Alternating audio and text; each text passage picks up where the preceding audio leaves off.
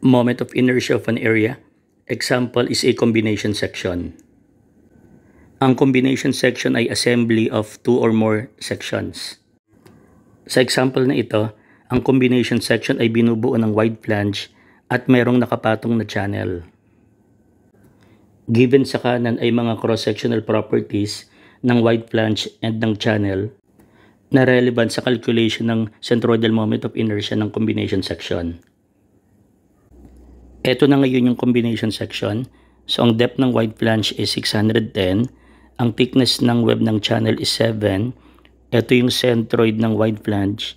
Ito naman yung centroid ng channel which is 18 mm from the extreme face of the web. Ang una muna natin gagawin is isolve yung area ng combination section. Area ng wide flange is 15,935. Area of channel is 3,929. So the area of the combination section is equal to the area of the wide flange plus the area of the channel, equal to 19,864. Next step is locate the centroid of the combination section. Say ito yung centroidal axis ng combination section, tawagin nating x-bar axis, at yung distance niya from the bottom is tawagin nating YB. To solve for YB, we take moment of area about the bottom. The moment of the total area about the bottom is 19,864 YB equal to the sum of the moment of area of the parts about the bottom.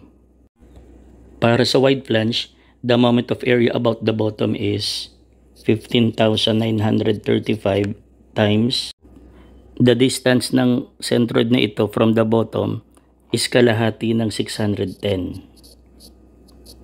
Then plus, para naman sa channel, the moment of area about the bottom is 3,929 times the distance ng centroid na ito from the bottom equal to the total depth 610 plus 7 then minus 18.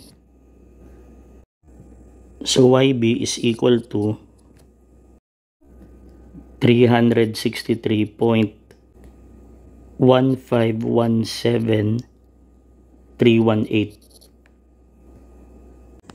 Ngayong alam na natin yung YB, so masusolve na natin itong distance na ito. At pati na rin itong distance na ito. Next step is solve for the centroidal moment of inertia of the combination section. So Ix bar is equal to, para sa wide flange, ang gagamitin is Ix 986 times 10 raised to 6 at matatagpuan siya sa axis na ito. So kailangan nating i-transfer papunta sa x-bar axis. So para ma-i-transfer, dagdagan natin ng area distance square. So plus, the area of the wide flange is 15,935 times the distance between the centroid of the wide flange and the x-bar axis is 58.15 and then square.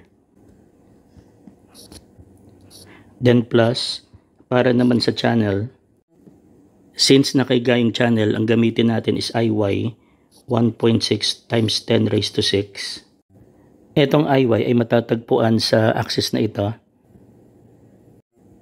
So kailangan nating i-transfer papunta sa x-bar axis. So para ma-i-transfer, dadagdagan natin siya ng area distance square. So plus, the area of the channel is 3,929, then times the distance between the centroid of the channel and the x-bar axis is 235.84 and then square. So Ix bar is equal to 1,260,034,467.